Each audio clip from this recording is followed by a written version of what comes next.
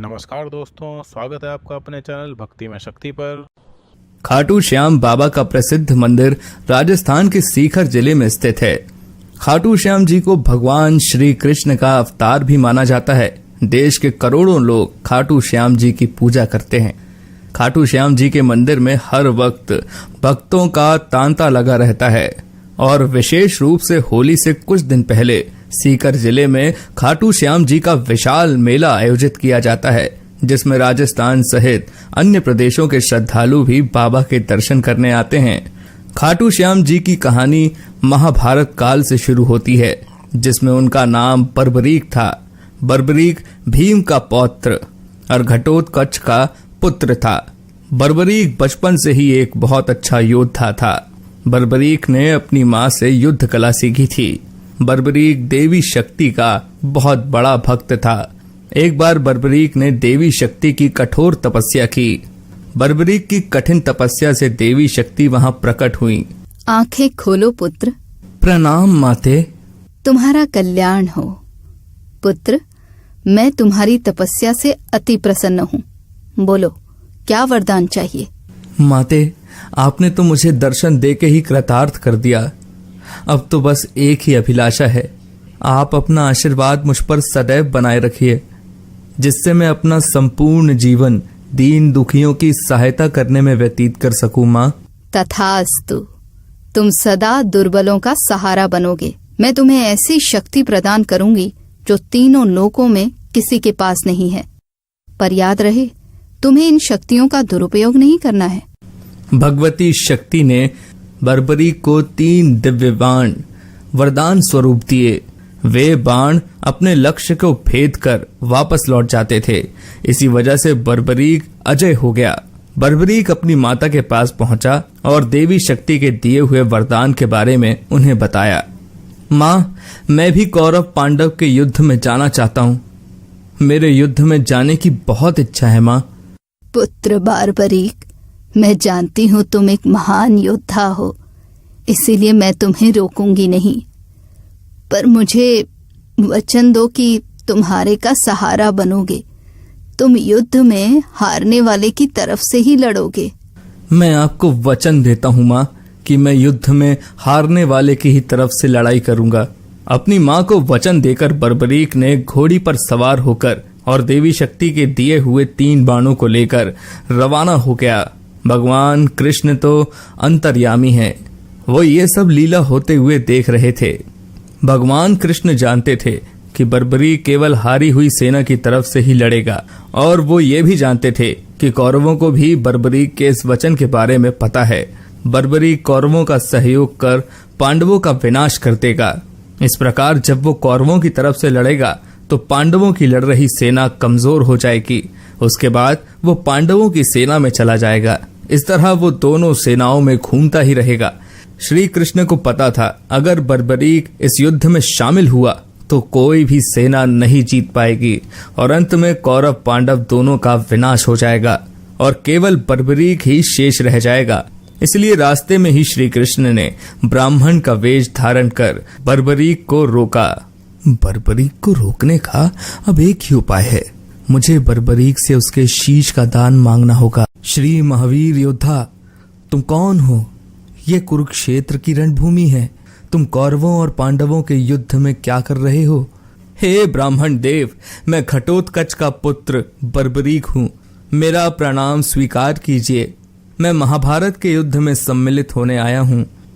ऐसा कैसे हो सकता है पुत्र कि तुम मात्र 3 बाण से युद्ध में सम्मिलित होने जा रहे हो?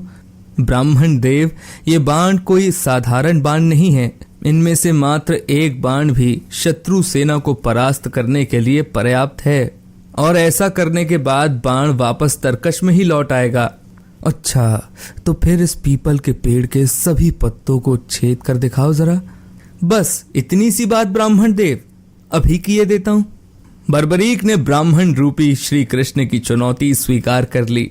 बाण ने अपने लक्ष्य से तुरंत छूटते ही सारे पत्तों को भेद डाला और वापस आकर ब्राह्मण रूपी श्री कृष्ण के पैरों के आसपास चक्कर काटने लगा, क्योंकि उन्होंने भी एक पत्ता अपने पैर के नीचे छुपाया था। ब्राह्मण राज, अपना पैर यहाँ से हटा लीजिए, वरना ये आपके पैर को भी भेद देगा। ये तीर अपने लक्ष्य को पूरा किए बिना तरकश में नहीं लौटते हैं। बर्बरीक के तीर अचूक हैं, लेकिन अपने निशाने के बारे में खुद बर्बरीक को भी पता नहीं रहता है। असली रणभूमि में अगर मैं सभी पांडव भाइयों को अलग अलग कहीं छिपा भी दूं ताकि वो बर्बरीक का शिकार होने से बच जाएं, तब भी बर्बरीक के तीर किसी को नहीं छोड़ेंगे। इन अचूक तीरों से कोई भी नहीं बच सकता है। हे वीर योद्धा, मैं तुम्हारे साहस की सराहना करता हूँ। मैं तुमसे दान स्वरूप कुछ मांगना चाहता हूँ। ब्राह्मण राज, अगर मेरे वश में होगा तो मैं आपकी इच्छा स्वरूप दान की अभिलाषा जरूर पूर्ण करूंगा। मैं वचन देता हूँ ब्राह्मण राज, आप मुझसे दान में जो भी मांगेंगे मैं आपको मना नहीं करूंगा। मुझे तुम्हारा शीश दान चाहिए पुत्र, क्या तुम ऐसा कर सकते हो? आप कौन हैं? मुझे अपना परिचय दीजिए। आप मुझे ब्राह्मण नहीं दिखाई देते, कृपया करके मुझे अपने वास्तविक रूप से अवगत कीजिए। बर्बरीक की प्रार्थना करने पर भगवान कृष्ण अपने रूप में आ जाते हैं। बर्बरीक उन्हें प्रणाम करता है। वासुदेव कृष्ण, आप स्वयं मेरे शीश दान की अभिलाषा हेतु आए हैं। बर्बरीक, युद्ध भूमि की पूजा के लिए एक वीर वर क्षत्रिय के शीश दान की आवश्यकता होती है और तुम महावीर महायोद्धा हो, अतएव मैं तुमसे शीश दान मांगता हूँ। हे वासुदेव कृष्ण, मैं आपको अपना शीश अवश्य दूंगा, पर मेरी दो इच्छाएं हैं। पहला ये कि मेरी देह को आप स्वयं अग्नि देंगे, और दूसरी इच्छा ये है कि मैं अंत तक इस युद्ध को देखना चाहता हूँ। ऐसा ही होगा वीर शीशदानी बर्बरीक। कलयुग में लोग तुम्हें हारे हुए का सहारा बोलेंगे, तुम्हें श्याम नाम से पुकारेंगे। मेरे नाम से ही तुम्हारी कलयुग में पूजा की जाएगी। कलयुग में खाटू श्याम नाम से तुम्हारी पूजा होगी। फाल्गुन माह की द्वादशी को बर्बरीक ने अपने शीश का दान दिया।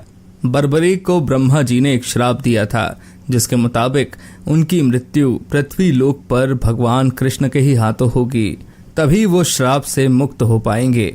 बर्बरीक का सर युद्ध भूमि के समीप ही एक पहाड़ी पर सुशोभित किया गया, जहां से बर्बरीक ने महाभारत का संपूर्ण युद्ध देखा।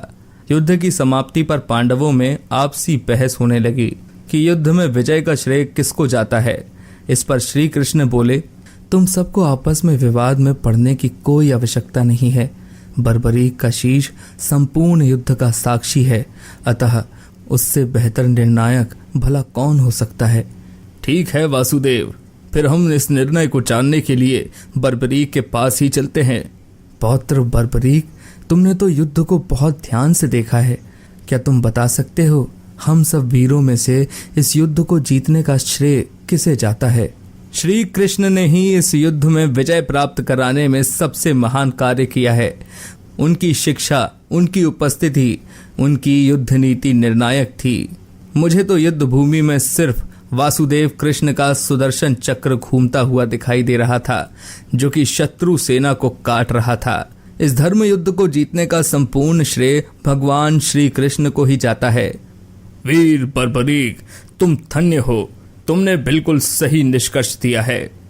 इसके पश्चात सभी पांडव बर्बरीक के निर्णय की सराहना करते हैं और भगवान कृष्ण से क्षमा मांगते हैं, क्योंकि वो जानते थे यदि स्वयं वासुदेव न होते तो ये धर्म युद्ध जीतना असंभव था। धर्म की विजय स्वयं वासुदेव कृष्ण के कारण ही हुई थी। भगवान कृष्ण के आशीर्वाद से बर्बरीक को कलयुग में श्याम नाम से पुकारा जाने लगा। आज भी खाटू श्याम जी महाराज के अनेकों भक्त रोजाना उनके दर्शन करने आते हैं और उनसे मन वांछित फल की प्राप्ति भी करते हैं। पूरी कहानी देखने के लिए आप सभी का धन्यवाद। वीडियो को लाइक करें,